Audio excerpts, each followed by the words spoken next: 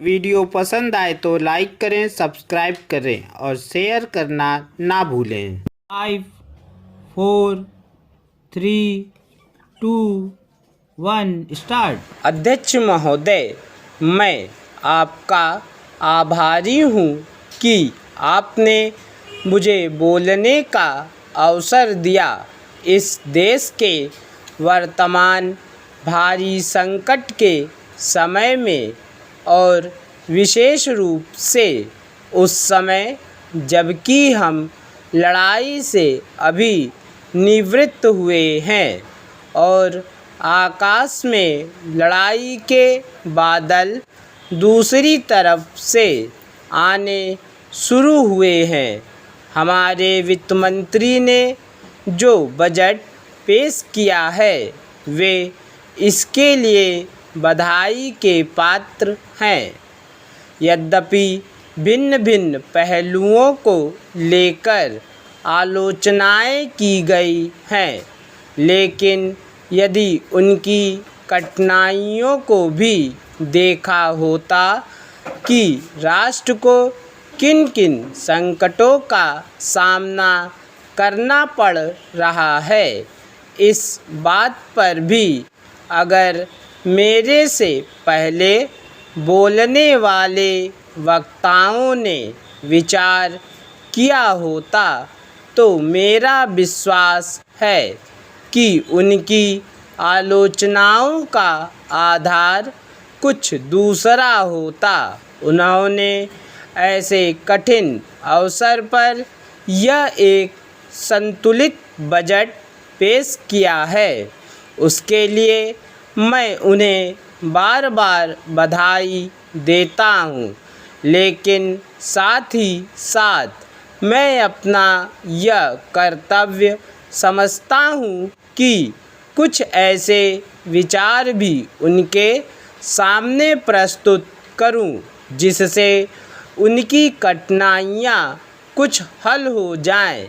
उदाहरण के रूप में विगत 2 वर्षों में लेखा जोखा कमेटी में बैठने के समय मुझे ऐसा अनुभव हुआ है कि इस देश में 2-3 इस प्रकार की त्रुटियां मौजूद हैं जिनको दूर करने के लिए, जिनकी जांच करने के लिए यदि कोई एक कमेटी या आयोग बिठा दिया जाए तो राष्ट्र को, राष्ट्र की सरकार को, राष्ट्र के विकास कार्यों को और राष्ट्र की रक्षा व्यवस्था के लिए करोड़ों नहीं अरबों की व्यवस्था फौरन हो सकती है।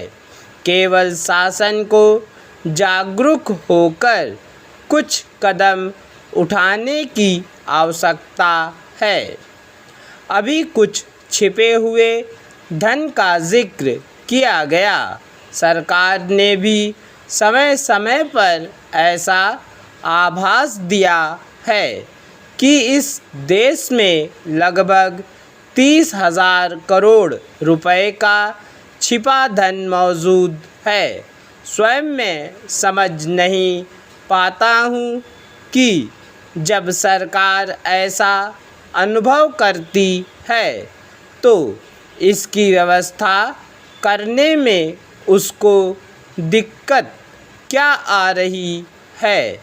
ऐसा मालूम होता है कि कहीं इच्छा शक्ति की कमी है।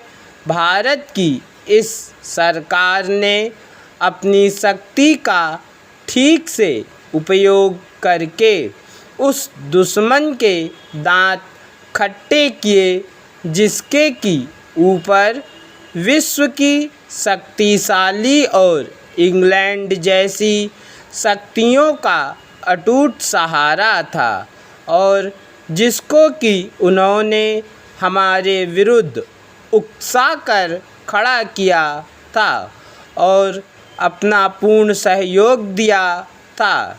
जब हमारी सरकार ऐसे देश को घुटने पर ला सकती है तो काला धन लाने में क्या समस्या हो रही है?